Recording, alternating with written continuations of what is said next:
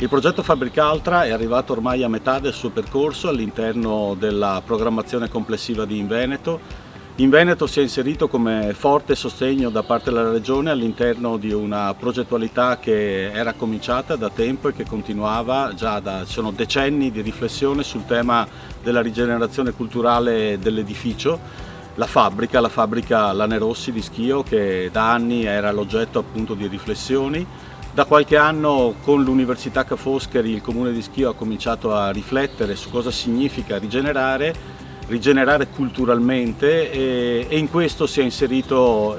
Inveneto e ha dato nuova linfa fondamentale a questa progettualità. Quindi siamo pienamente dentro alle parole chiave del progetto e le stiamo implementando. C'è il grande tema della rigenerazione focalizzata su un edificio simbolo che è la fabbrica alta di Schio, ma in realtà parla di un contesto urbano fatto di archeologia industriale da ripensare e da rigenerare. E siamo dentro anche alla dimensione dell'innovazione sociale, perché la riflessione che già era partita era appunto quella di pensare ad una rigenerazione che non fosse solo e immediatamente di natura materiale, architettonica, fisica, ma partisse dalle dinamiche sociali, dalle domande reali di un territorio. E siamo dentro anche all'innovazione culturale, all'utilizzo delle arti come linguaggio di coinvolgimento. Queste sono le idee, ma sono state anche le concretizzazioni in questi mesi del progetto Fabricaltra. Abbiamo portato dentro la fabbrica, nella sua fragilità anche, appunto senza pensare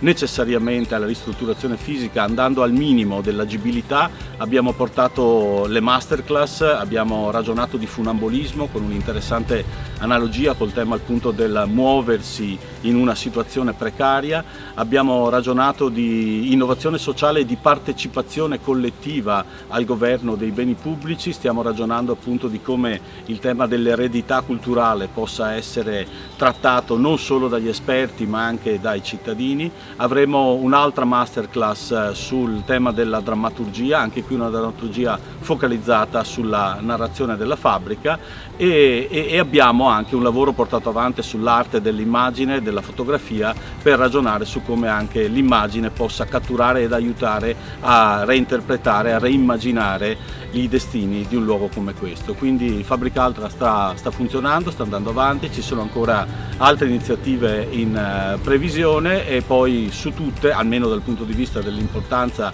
anche dell'utilizzo delle risorse, le residenze artistiche che cominceranno appunto nel corso dell'estate. Gli artisti sono già stati selezionati, si tratta di artisti di origine italiana che lavorano all'estero, soprattutto nel campo della performance e del teatro, e a partire da giugno di quest'anno fino a ottobre si alterneranno e si incroceranno anche esperti, operatori, artisti nel campo della performance, della danza contemporanea e delle arti visive.